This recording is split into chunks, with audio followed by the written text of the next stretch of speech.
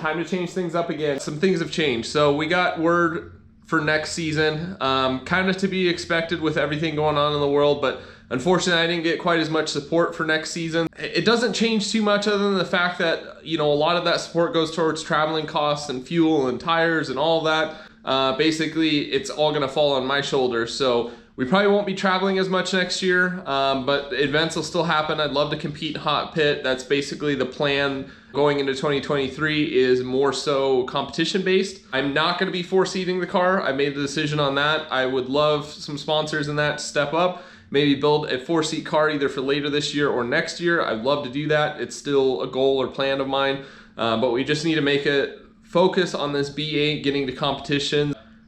Frankly, just kicking people's butts. Given all of that and all of the changes for next season, I have made the decision to basically strip the tire apart, and we're gonna go through a 2023 refresh. I'm not gonna tell you all the stuff that we're gonna do up ahead. We'll keep the videos and that going along, but basically we're gonna make huge changes and more so drift specific changes to the car to make it more competitive, more serviceable, and focus on that competition serviceability and reliability basically from the car. So let's get to it on this video. The Audi S4 V8 rear-wheel drive.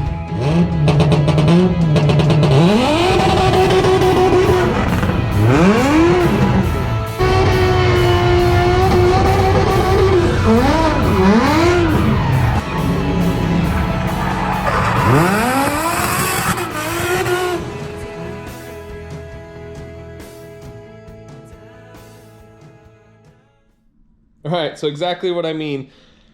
Already started tearing apart the car, pull the fenders off it, pull the bumpers off it. Going to get started stripping it for the cage. And then we're probably gonna pull the motor out of it. I want to do some changes to the motor setup, simplification, and we still got the transmission out of it, still laying down there on the ground. Got a table set up, we're gonna set all the spare parts and that on there, so let's just keep moving forward.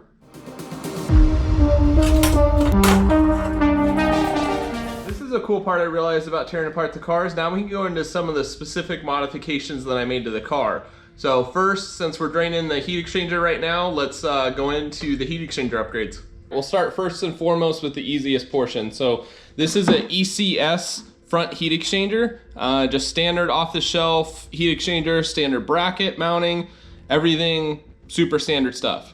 So going into more of the modifications portion. So we have Velocity AP individual runner ports for the supercharger cores. So these are replacement cores. I did those when I did the maintenance on the blower. We had the blower off and we sent it out to Vast Performance AZ to have a port job done to it. So individual, so basically the in and the out on each have their own dedicated lines. So going into that, each supercharger brick or intercooler basically in the supercharger has its own Bosch pump. This is just a standard Amazon Bosch transfer pump. I think it was originally out of like a Volkswagen, but each one has one.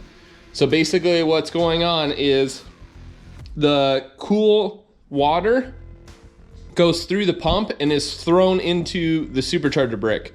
So cold water is being forced in, which means that it gets forced out quickly. Both returns tee together, come down here and actually use the factory pump, which is still here, that pumps it into the heat exchanger. So some unique things that I did, mind you, this system worked extremely well, like very, very good. I never saw coolant or air intake temperatures over 147, I think was the highest I ever saw. And that's like second gear limiter, standing burnouts, you know, insanity. Any type of track driving, I was well down into the hundreds, a lot of the times lower than 100 degrees air intake temperature. So one unique thing that I did is I got these M.8.1 to -3 AN fittings, and I'm using those as bleeders. So this is basically allows any type of air pockets or air bubbles to come out there, wraps around, tees off the supercharger bricks. So it's constantly basically bleeding the system. So bleeder lines there and there, same fittings, M.8.1 to AN-3. This tees together, another tee into the reservoir. So this is a just GM standard coolant expansion tank basically, that's mounted down to the false firewall area. Has a big 3/4 or 1 inch line off of it. And then the supply line comes down here for the system. So increased capacity, individual cooling, self-bleeding, and then 3 pumps on the system. Worked extremely well. Very, very proud of this setup. We're just gonna be moving, well, we're gonna be moving the heat exchanger and the reservoir. Take some weight off the front end.